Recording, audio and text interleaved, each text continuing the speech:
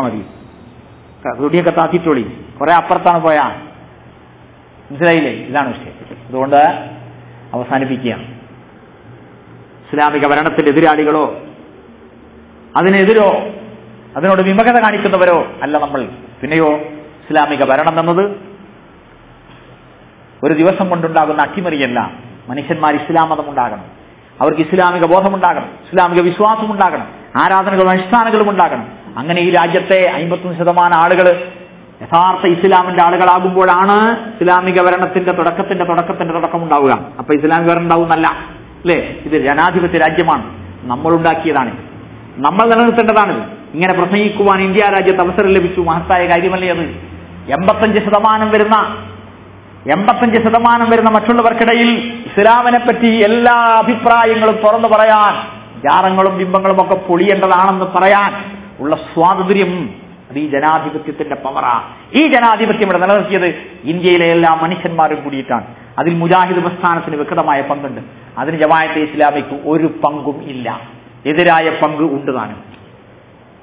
ഈ ജനാധിപത്യത്തിന്റെ പ്ലാറ്റ്ഫോമിൽ നിന്ന് വേണം നമുക്ക് ഇസ്ലാം മതം പ്രചരിപ്പിക്കാൻ. അതുകൊണ്ട് തീവ്രവാദങ്ങൾക്ക് മരുന്നിട്ട, തീവ്രവാദങ്ങളെ വളർത്തിയെടുത്ത, തീവ്രവാദം പ്രകടിപ്പിച്ചുകൊണ്ടിരിക്കുന്ന ഒരു ഭീകരവാദ പ്രസ്ഥാനം, രാജ്യദ്രോഹ പ്രസ്ഥാനമാണ് ജമാഅത്തെ ഇസ്ലാമി. അതിന്റെ ഉപോൽപ്പന്നമാണ് സോളിഡാരിറ്റി. അതുകൊണ്ട് വശങ്ങളും വിഷയങ്ങളും മനസ്സിലാക്കി നമുക്ക് മുന്നോട്ട് നീങ്ങാം, കാര്യങ്ങൾ അങ്ങോട്ടും ഇങ്ങോട്ടും ചർച്ച ചെയ്യണം. ജമാഅത്തെ ഇസ്ലാമിക്കാർക്ക് നമ്മൾ പറഞ്ഞതിൽ എന്തെങ്കിലും അഭിപ്രായ വ്യത്യാസങ്ങൾ ഉണ്ടെങ്കിൽ നമ്മൾ ചർച്ചയ്ക്ക് തയ്യാറാണ്. വാദപ്രതിവാദം എന്ന പേര് വേണ്ട, എന്താ ഒരു സ്നേഹമുള്ള ഒരു പേരിട്ടോളി. സംവാദമോ ചർച്ചാന്നോ ഒന്ന് കൂടിയിരിക്കാന്നോ എന്തെങ്കിലും പറഞ്ഞോളി, നമ്മൾ ചർച്ചയ്ക്ക് തയ്യാറാണ്. പക്ഷേ വെറും വ്യക്തിപരമായ വർത്താനാകരുത്. ജമാഅത്തെ ഇസ്ലാമി കേരള ശാഖയും കേരള നസ്രുൽ മുജാഹിദീനും തമ്മിലുള്ള ഒരു ചർച്ചയാണ്, നമ്മൾ തയ്യാറാണ്. എന്ത് വിഷയം ചർച്ച ചെയ്യാനും തയ്യാറാണ്. അതിന് ന്യായമായ എല്ലാ, വിഡിത്തമല്ലാത്ത എല്ലാ വിട്ടുവീഴ്ചക്കും നമ്മൾ തയ്യാറാണ് ചർച്ച ചെയ്യാൻ. എന്നിട്ട് നമുക്ക് നോക്കാം, അതാണ് സത്യമെങ്കിൽ നമ്മൾ നിങ്ങളെ കൂടെ കൂടാം, ഇതാണ് സത്യമെങ്കിൽ നിങ്ങൾ കൂടണോ വേണ്ടേ നിങ്ങൾ ആലോചിച്ചോളി. അവസാനിപ്പിക്കുന്നു.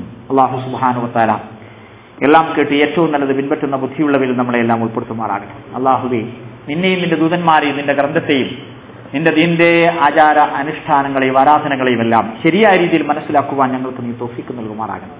നിന്നോടും നിന്റെ പ്രവാചകന്മാരോടുമുള്ള ബഹുമാനവും സ്നേഹവും അല്ലാഹുവേ ഞങ്ങൾ നിലനിർത്തുമാറാകണം. നിന്നെ മാത്രം ആരാധിക്കുന്ന, നിന്നോട് മാത്രം ദുആയിരക്കുന്ന, നിനക്ക് മാത്രം ഇസ്തിഗാസ ചെയ്യുന്ന യഥാർത്ഥ മുവഹിദുകൾ ഞങ്ങളെ നീ ഉൾപ്പെടുത്തുമാറാകണം.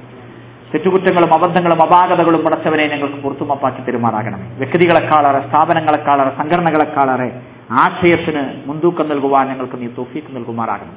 സത്യം സത്യമായി സ്വീകരിക്കുവാനുള്ള തൗഫീഖ് ഞങ്ങൾക്ക് നൽകണമേ. അസത്യം അസത്യമായി തള്ളിക്കളയുവാനുള്ള തൗഫീഖ് ഞങ്ങൾക്ക് നൽകുമാറാകണമേ. റബ്ബനാ ആതിനാ ഫിദ് ദുനിയാ ഹസന വഫിൽ ആഖിറതി ഹസനത വഖിനാ അദാബന്നാർ. അൽഹംദുലില്ലാഹി റബ്ബിൽ ആലമീൻ. അസ്സലാമു അലൈക്കും.